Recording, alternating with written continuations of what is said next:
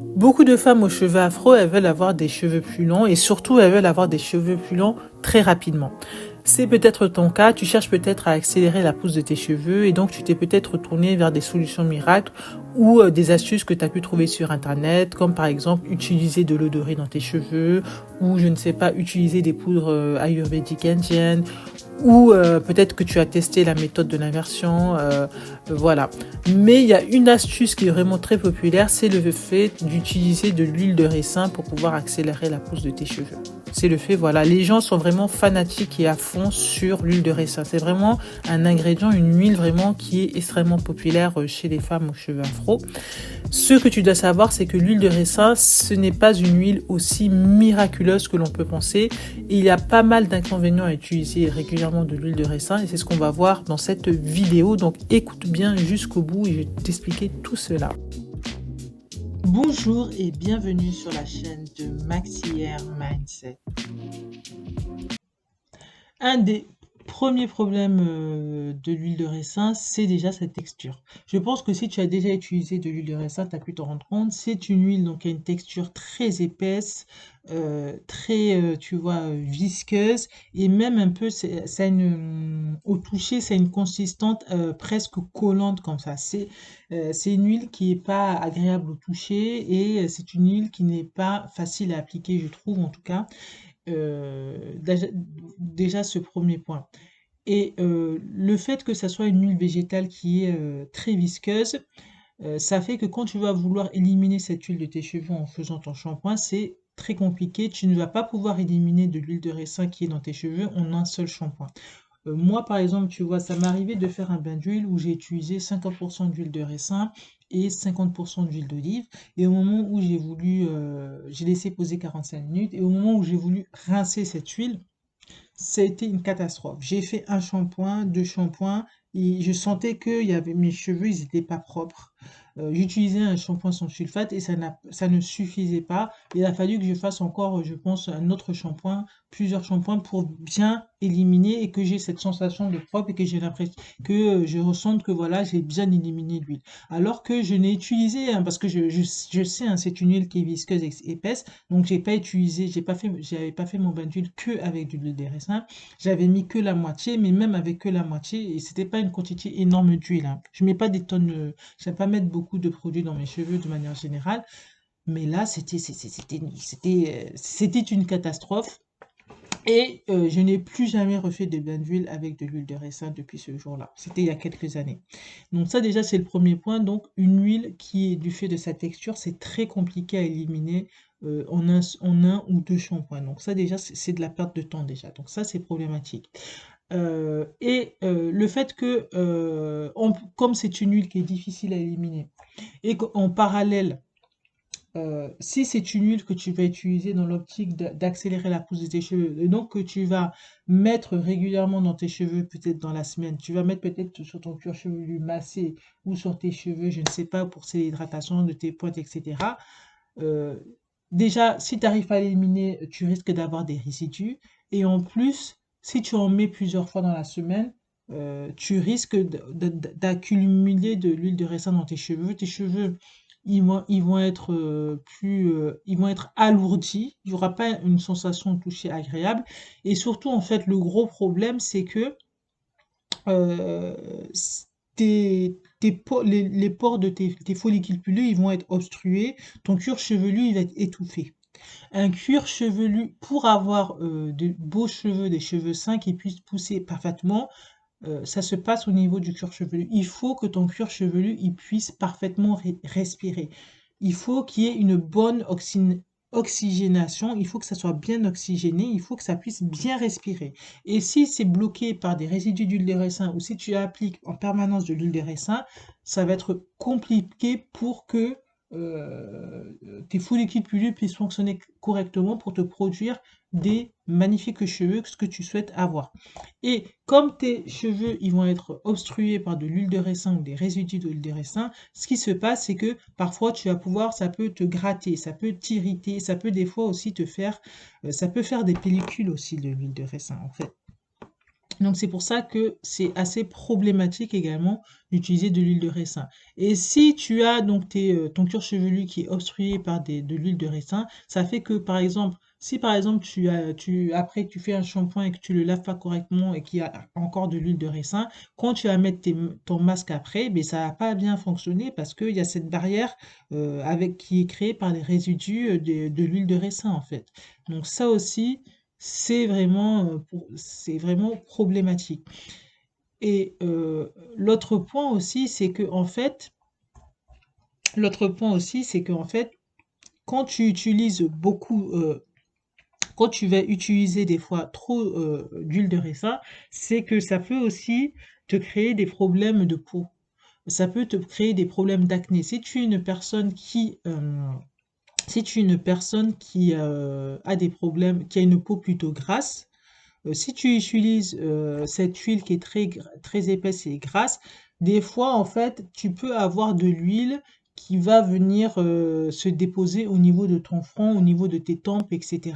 Ok? Ça va faire également une couche grasse au niveau aussi de ta peau et qui peut entraîner également, qui peut faire aussi que tu aies également des boutons, hein. Parce que des fois, les problèmes de peau aussi, ça c'est une esthéticienne qui m'avait dit ça, les problèmes de peau aussi, des fois, ça vient, ça peut venir aussi des produits capillaires que tu utilises.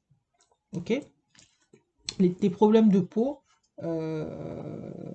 ça peut venir aussi des produits capillaires que tu utilises.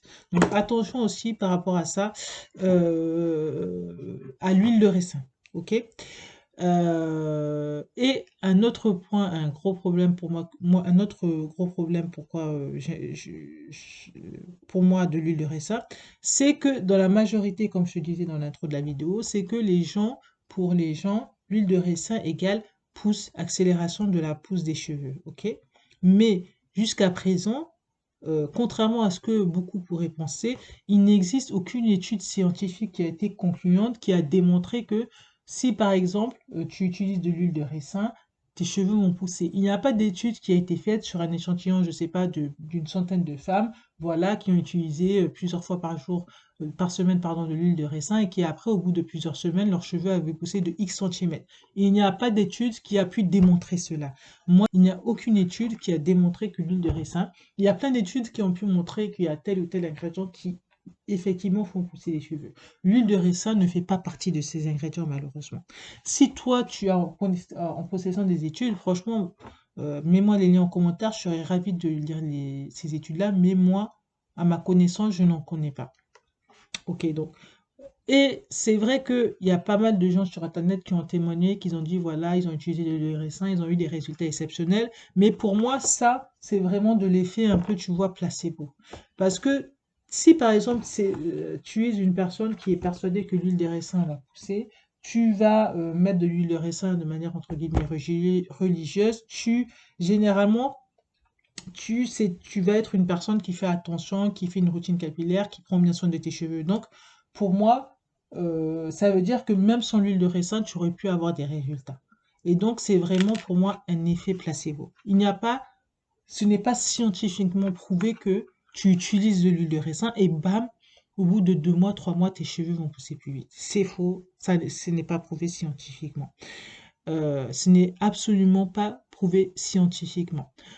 Si maintenant toi tu souhaites utiliser quand même de l'huile de ricin, euh, je vais t'expliquer comment tu peux utiliser de l'huile de ricin de manière efficace et entre guillemets sécurisée sans que ça nuise à la santé de tes cheveux.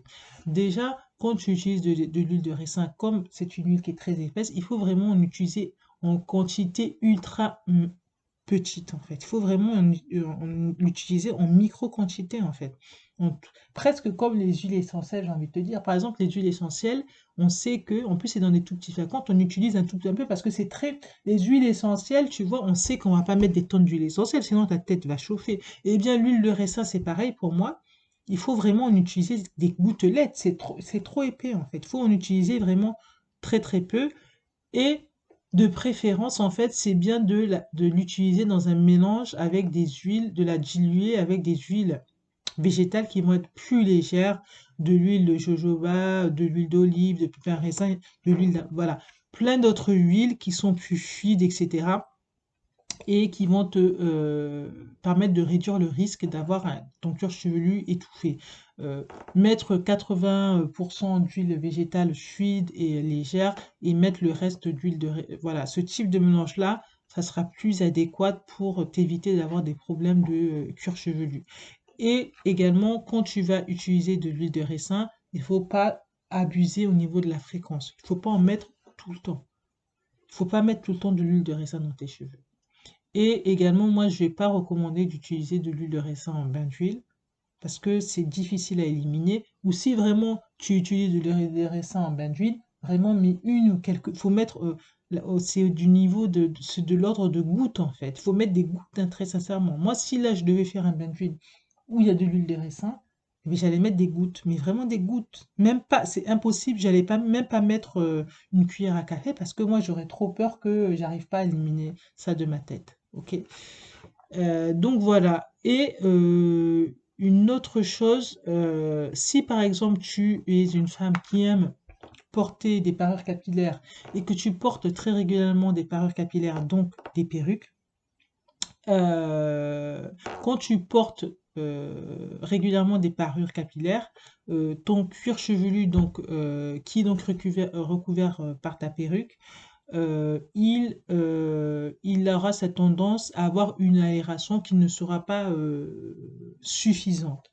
Ok, donc si toi en plus tu mets des tonnes d'huile de ricin, ça ne va pas, ça va d'autant plus te créer potentiellement des problèmes de cuir chevelu. Donc si tu aimes porter régulièrement des parures capillaires, il faut vraiment faire attention à ton utilisation de l'huile de ricin. Ça, c'est vraiment très important.